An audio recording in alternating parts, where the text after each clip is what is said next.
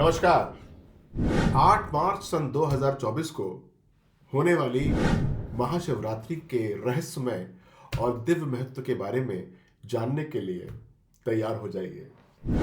इस शुभ पर्व का न केवल ऐतिहासिक महत्व है, बल्कि इसका ज्योतिषीय संबंध भी है।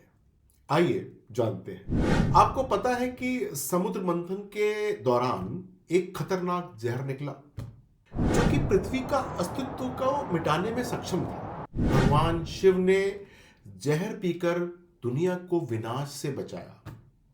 महाशिवरात्रि भगवान शिव के संरक्षण के दिव्य कार्य के प्रति अपनी कृतज्ञता व्यक्त करने का एक अवसर है।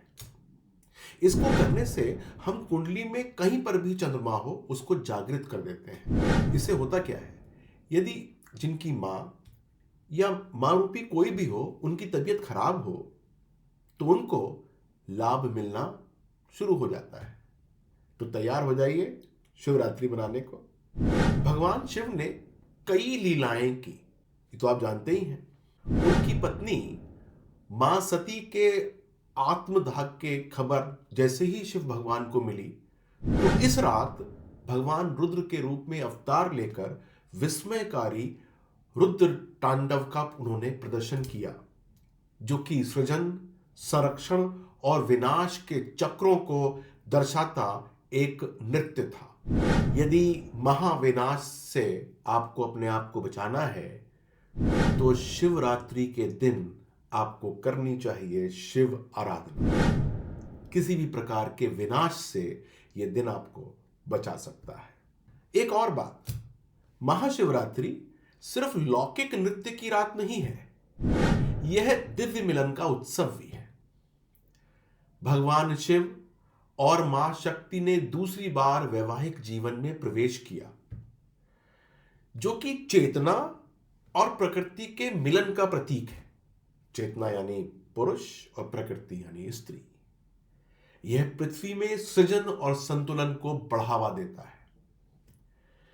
यदि जीवन में नहीं है संतुलन, कुंडली का छठा भाव है पीड़ित, तो आपको शिवरात्रि के दिन शिव आराधना अवश्य करनी चाहिए।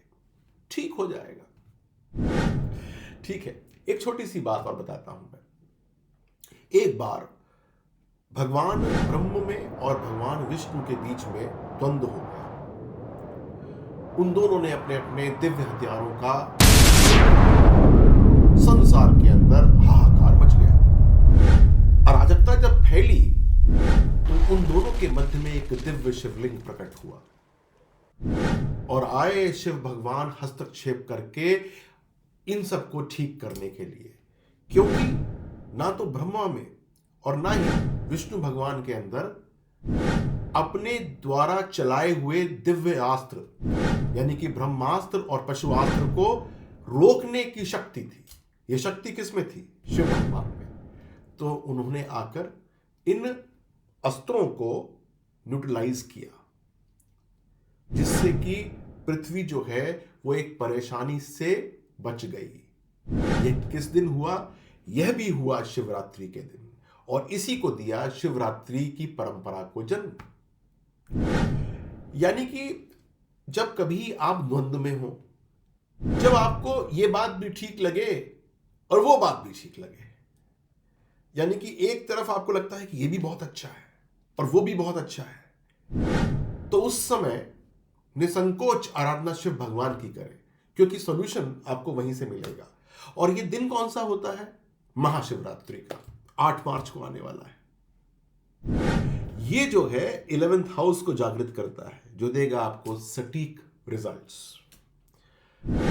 देखिए, शिवरात्रि जो है वो लौकिक और सांसारिक क्षेत्र के बीच की दूरी को पटाने के लिए एक बहुत अदम्य उत्सव है। परमात्मा का आशीर्वाद पाने के लिए एक पवित्र दिन है ये। इस दिन उनका आशीर्वाद लेने की हर संभव प्रयास कीजिएगा, निसंदेह लाभ मिलेगा। आपको हो सकता है कुछ और बात पूछनी हो, तो आप जो है नीचे कमेंट बॉक्स में मुझसे पूछ सकते हैं।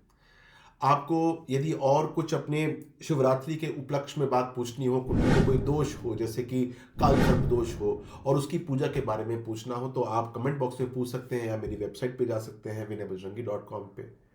और यदि आपने अब तक मेरे इस चैनल को सब्सक्राइब नहीं किया है तो कर लीजिएगा, क्योंकि मैं निरंतर वीडियोस निकालता हूं। वो आपकी एक तरीके से जैसे ही आपकी संज्ञान में आए आपके पास वो पहुंच जानी चाहिए ताकि आप उसको देख पाए। अपना ध्यान रखिएगा और हाँ, 8 मार्च के उत्सव को मनाने की तैयारी अभी से आरंभ कर दीजिए। अपना ध्यान रखिएगा। नमस्कार।